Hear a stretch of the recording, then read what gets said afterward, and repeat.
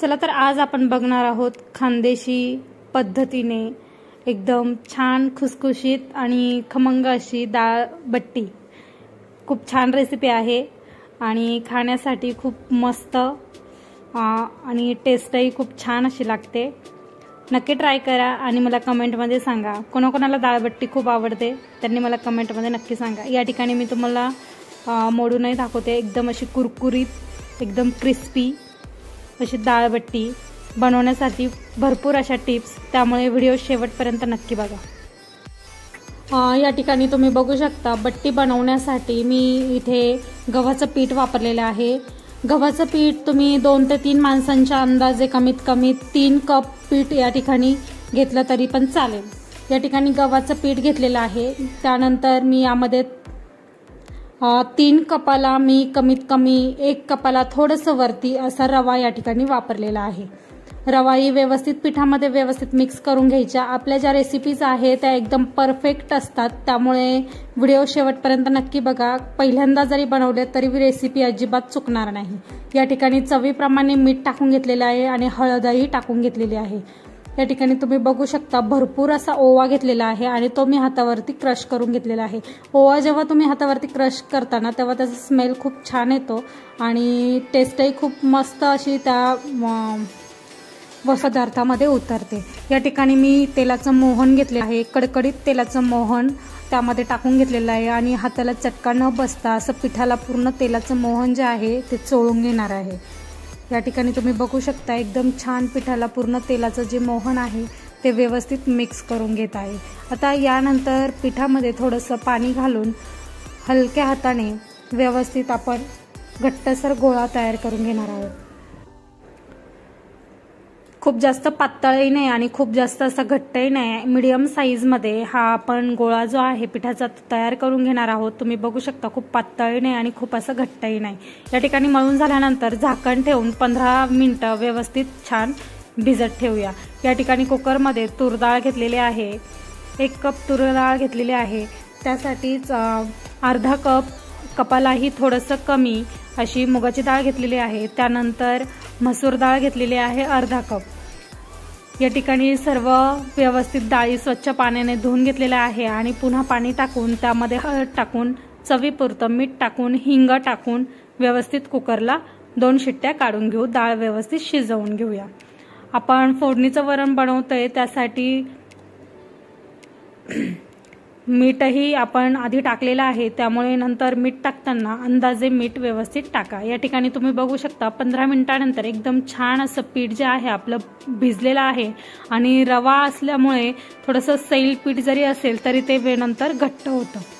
या ठिकाणी तुम्ही बघू शकता एकदम छान घट्टसर असा गोळा आपला तयार झालेला आहे आणि पीठही खूप मस्त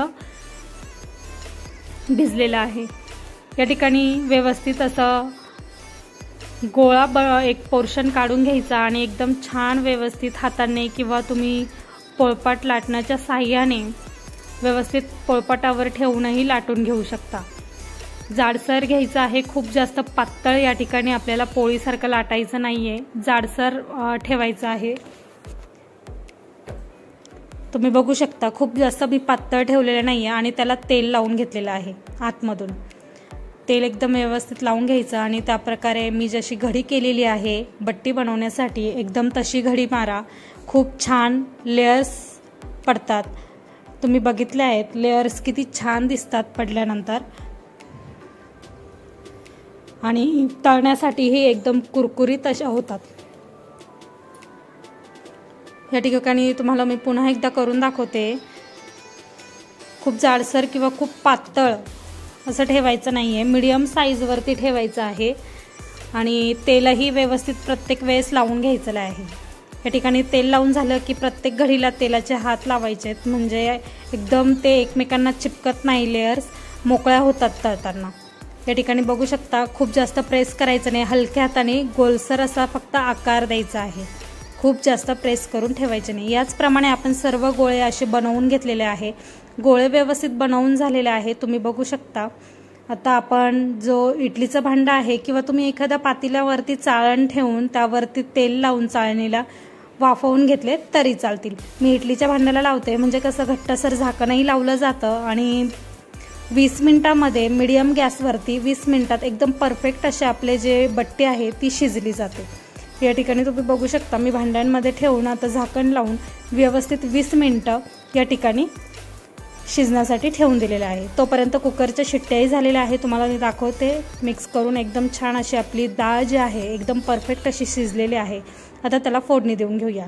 कढईमध्ये 2 चमचे मोठे तेल टाकून घेतलेलं आहे। तेल छान खमंग झालंय, एकदम छान तडका जो आहे एकदम परफेक्ट बसला पाहिजे। जिरे मोहरी एकदम असे फुलले पाहिजे, हिरवी मिरची अशी छान परतली पाहिजे, त्यामुळे त्याचा जो तेलामध्ये उतरतो तो फ्लेवर खूप छान तिखटसर असा येतो। या ठिकाणी मी लाल तिखटही टाकलेलं आहे। लाल तिखट टाकायचं मी जे दाखवण्यासाठी आहे व्हिडिओमध्ये ते विसरले आहे। या ठिकाणी भरपूर असा लसूण घ्यायचा, लसूण वरणामध्ये जर असेल ना त्याची टेस्ट खूप छान लागते। या ठिकाणी बघू शकता तुम्ही एकदम छान असं मी जास्त प्रमाणात लसूण घेतलेला आहे, टोमॅटो घेतलेला आहे आणि तेलामध्ये टोमॅटो थोडासा हलकासा मऊसूत होईपर्यंत परतून घेत आहे। व्यवस्थित परतवून झाला, तुम्ही बघू शकता मी लाल तिखटही टाकलेला आहे आणि हळद आपण शिजवतानाच टाकलेली होती। यामुळे जास्त हळद तुम्हाला अजून फोडणीलाही टाकायची असेल तर तुम्ही चिमूटभर हळद टाकू शकता, पण मी टाकलेली होती शिजण्यासाठी। या ठिकाणी तुम्ही बघू शकता एकदम छान, तुम्हाला जेवढं घट्ट किंवा पातळ ठेवायचं असेल ती कन्सिस्टन्सी तुम्ही ठेवू शकता। या ठिकाणी 20 मिनिटानंतर तुम्ही बघू शकता एकदम परफेक्ट असे जे आहे आपली बट्टी शिजलेली आहे। गॅस बंद करूया आणि ते थंड होण्यासाठी ताटामध्ये बट्टी काढून घेऊया। या ठिकाणी उकळी वरणाला फुटलेली आहे, वरतून अशी भरपूर सारी कोथिंबीर आणि आपल्या या ठिकाणी जे आहे तुम्ही यामध्ये साखर टाकून खाऊ शकता। मला साखर टाकून आवडत नाही, मला तिखटच वरण आवडतं, त्यामुळे मी इथे साखर स्किप केलेली आहे। या ठिकाणी तुम्ही बघू शकता थंड झाल्यानंतर बट्टीच्या जे लेयर्स आहे किती छान दिसत आहे आणि एकदम मोकळ्या मोकळ्या ज्या म्हणतो आपण घडीची बट्टी ती एकदम परफेक्ट या ठिकाणी तयार झालेली आहे।